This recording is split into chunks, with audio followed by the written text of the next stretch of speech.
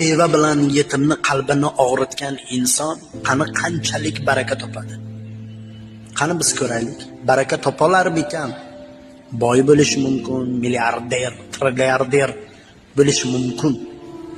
Lekin o'sha trilliarder bo'lsa ham halovati yo'q bilan.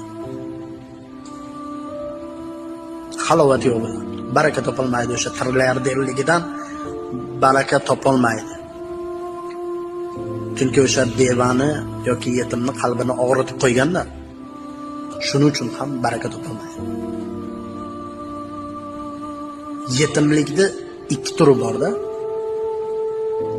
Ota-onasidan ayro yetimlar bor, ota-onasi vafot etgan yetimlar bor-da. Ota-onasi vafot etgandan-da ko'proq ota-onasidan ayrolarni qalbini og'ritgan hech qachon baraka topmaydi.